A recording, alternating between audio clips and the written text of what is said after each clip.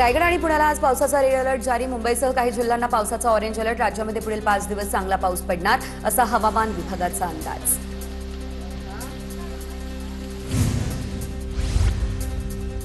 मुंबईमध्ये रात्रभर पावसाची संततधार सुरू। मध्य हार्बर मार्गावरील लोकल 5 ते 10 मिनिट उशिरा। पश्चिम मार्गावरील वाहतूक सुरळीत। रस्ते वाहतुकीवर पावसाचा कोणताही परिणाम नाही।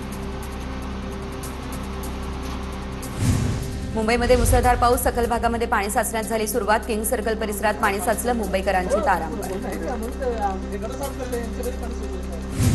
कल्याण डोंबिवली या ठिकाणी पावसाची संततधार सुरू। आज पहाटेपासून कल्याण डोंबिवली या ठिकाणी पुन्हा पावसानं हजेरी लावली। सकाळपासून शहरात ढगाळ वातावरण असून संततधार पावसाची सुरूच।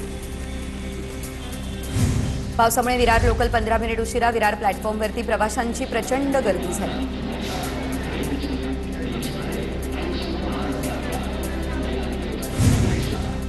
नवी मुंबईमध्ये एपीएमसी मार्केटच्या गेटवरती पाणी साचलं। आजही एपीएमसी मार्केटचा गेट परिसर जलमय। कालपासून सुरू असलेल्या पावसामुळे आजही मार्केट परिसरामध्ये पाणी साचलं। बोरिवलीमध्ये रेल्वे रुळावरती झाडाची फांदी कोसळली आहे। यार्ड लाईन नंबर 2 वरती झाडाची फांदी कोसळली, त्यामुळे रेल्वे मार्ग बंद होता। कर्मचाऱ्यांनी झाडाची फांदी कापून मार्ग मोकळा केला। दादरमध्ये जोरदार पावसाला सुरुवात झाली। शिवसेना भवन परिसरात पावसाची हजेरी। मुसळधार पावसामुळे वाहतुकीचा वेगही मंदावला। मुंबईसह ठाण्यामध्ये पावसाची संततधार। ठाण्यात तिन्हात नाका परिसरामध्ये पावसाची हजेरी।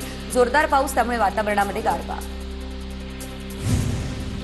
मुंबईमध्ये रात्रभर पावसानं जोरदार हजेरी लावलेली आहे। अंधेरीच्या विरा देसाई रोडवर पावसाचं पाणी साचले। रस्त्यावरील पाणी आजूबाजूच्या सोसायट्यांमध्ये शिरण्यास सुरुवात झाली आहे। पावसाचा जोर वाढल्यास जास्त पाणी साचण्याची शक्यता आहे। ठाण्यामध्ये चंदनवाडी परिसरामध्ये झाड कोसळले। चंदनवाडीच्या मुख्य रस्त्यावर झाड कोसळलं, त्यामुळे नागरिकांची गैरसोय झाली आहे। TV9 मराठीच्या बातमीनंतर प्रशासनाकडून झाड बाजूला करण्यास सुरुवात करण्यात आली। मुंबईसह ठाणे शहरामध्ये पावसाचे संततधार। बाजारपेठांमध्ये पाणी भरलं। व्यापाऱ्यांचं मोठं नुकसान। संततधार पावसाचा हा परिणाम। ठाण्यातल्या सखल भागामध्ये पाणी साचण्यास सुरुवात। ठाण्यामध्ये 12 बंगला परिसरामध्ये पाणी साचले। 12 बंगला परिसरात पाणी साचलं, त्यामुळे नागरिक हैराण झाले। मुंबई गोवा महामार्गावरती पहिल्याच पावसामध्ये पाणी झालेलं आहे। मुंबई गोवा महामार्गावरती नागोठणे जवळच्या चिकणी या ठिकाणी पाणी साचले। साचलेल्या पाण्यातून वाट काढण्याची नागरिकांवर वेळ आली आहे। भिवंडीमध्ये मुसळधार पाऊस झाला। सखल भागामध्ये पावसाचं पाणी साचलं। भिवंडी या ठिकाणच्या बाजारपेठांमध्ये पाणी साचलं। गटाराचं पाणी बाजारपेठांमधील दुकानांमध्ये शिरलंय। पुण्याला आज पावसाचा रेड अलर्ट। रात्रीपासून पावसाचा जोर वाढला। पुढील 3 दिवस पुण्यासह घाटमाथ्यावरती पावसाचा रेड अलर्ट जारी। हवामान विभाग। पूर रायगडच्या अंबा नदीने इशारा पातळी ओलांडली। तर रत्नागिरीची काजळी नदी ओव्हरफ्लो। नदीकाठच्या गावांना सतर्कतेचा इशारा। कोकणात आज पावसाचा ऑरेंज अलर्ट। मुंबईतील पावसाचा विधानसभेला फटका। लक्षवेधीला उत्तर द्यायला मंत्रीच उपस्थित नाहीत। मंत्र्यांच्या अनुपस्थितीमुळे विधानसभा 10 मिनिटं तहकूब। कोल्हापुरातील धरण क्षेत्रात जोरदार पाऊस। जिल्ह्यातील 3 बंधारे पाण्याखाली। पंचगंगा नदीच्या पाणी पातळीत वाढ। उद्धव ठाकरेंची दुपारी 12:30 वाजता पत्रकार परिषद। राम मंदिर दाम चोरी प्रकरणी राज्यव्यापी रामरक्षा आंदोलनाची घोषणा करणार। रविवारी दादरच्या हनुमान मंदिरात ठाकरेंच्या उपस्थितीत महाआरती।